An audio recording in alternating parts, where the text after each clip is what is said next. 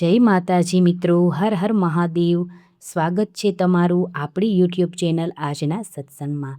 આજના વિડીયોમાં આપણે જોવાના છીએ વૈશાખ માસના શુક્લ પક્ષની નવમી તિથિની મહત્વ વિશે, જે સીતાજીને સમર્પિત છે અને સીતા નવમી કહેવાય છે। આપણે જોઈએ છીએ કે મા સીતાજીનું પૂરેપૂરું જીવન ચરિત્ર કેટલા સંકટો, વિઘ્નો અને આપત્તિઓથી ભરેલું હતું। તો પણ મા સીતાજી આપણે સ્ત્રીઓને શીખવી જાય છે કે આ સંસારમાં સંકટો, વિઘ્નો તો આવવાના જ છે, પણ તેમાં કેવી રીતે ધીરજથી, સહનશીલતાથી અને મર્યાદાથી જીવી શકાય છે। મા સીતા પવિત્ર નારી અને સતી કહેવાયા છે।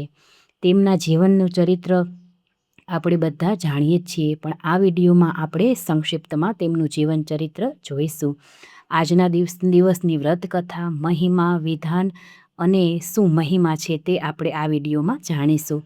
જો તમને મારો વિડીયો પસંદ આવે તો લાઈક કરજો, શેર કરજો અને સબસ્ક્રાઈબ કરજો તથા કોમેન્ટમાં જય મા સીતાજી જરૂરથી લખજો। વૈશાખ માસના શુક્લ પક્ષની નવમી તિથિને સીતા નવમી કહેવાય છે, જે મા સીતાજીને સમર્પિત તિથિ છે। આ દિવસે માતા સીતાજીનો જન્મોત્સવ મનાવવામાં આવે છે। આ વ્રત ખાસ કરીને સુખી ગૃહસ્થ જીવન, પતિની દીર્ઘ આયુષ્ય અને સંતાન સુખ માટે અત્યંત પવિત્ર માનવામાં આવે છે। સીતા નવમીની વ્રત કથા અને મહિમા આપણે જાણીશું। સીતા નવમીની વ્રત કથા। પ્રાચીન સમયમાં રાજા જનક મિથિલા નગરીમાં રાજ્ય કરતા હતા। એક વખત તેમના રાજ્યમાં ભયંકર દુષ્કાળ પડ્યો। વરસાદ ન પડતા પ્રજા દુઃખી થઈ ગઈ। ત્યારે રાજા જનકે યજ્ઞ કરવા માટે સ્વયં હળ ચલાવીને ભૂમિ તૈયાર કરવાની પ્રથા મુજબ હળ ચલાવવાનું શરૂ કર્યું। જ્યારે તેઓ જમીન ખેડી રહ્યા હતા, ત્યારે હળના અગ્રભાગથી જમીનમાંથી એક સુંદર બાળિકા પ્રગટ થઈ। આ દૈવી કન્યાને જોઈને રાજા જનક અચંબિત થઈ ગયા। તેમણે તેને પોતાની પુત્રી સ્વરૂપે સ્વીકારી અને તેમનું નામ રાખ્યું સીતા। સીતા એટલે કે હળની રેખાને સીતા કહે છે। હળ દ્વારા ઉત્પન્ન થયા એટલે દીકરીનું નામ રાખવામાં આવ્યું સીતા, જેમ સાક્ષાત દેવી ભગવતી સતી હતા। આ બાલિકા જ પછી માતા સીતાજી તરીકે પ્રસિદ્ધ થયા। સીતાજી ધર્મ, પવિત્રતા, પતિનિષ્ઠા અને સહનશીલતાનું ઉત્તમ પ્રતીક છે। પછી સીતાજીનું વિવાહ ભગવાન શ્રી રામ સાથે થયું, જે રામાયણમાં આપણે સંપૂર્ણ રીતે વિસ્તારથી સાંભળેલું છે। સીતા નવમીનો મહિમા જોઈએ તો આ દિવસે માતા સીતાજીની પૂજા કરવાથી સ્ત્રીઓને અખંડ સૌભાગ્ય પ્રાપ્ત થાય છે। પતિ પત્ની વચ્ચે પ્રેમ, સમજૂતી અને સુખ વધે છે।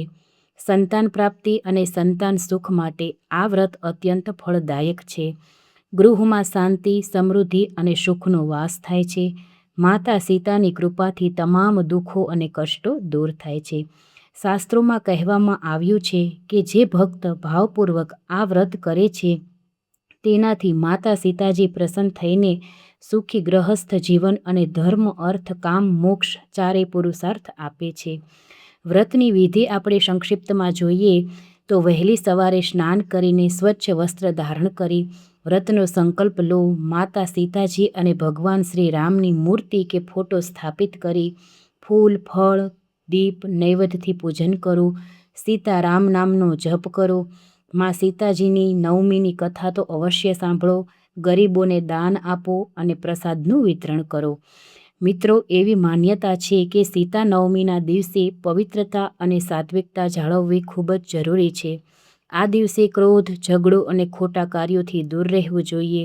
જે ભક્ત આ નિયમોનું પાલન કરે છે, તેમના પર માતા સીતાની વિશેષ કૃપા વરસે છે।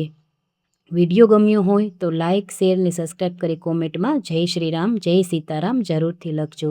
જય માતાજી।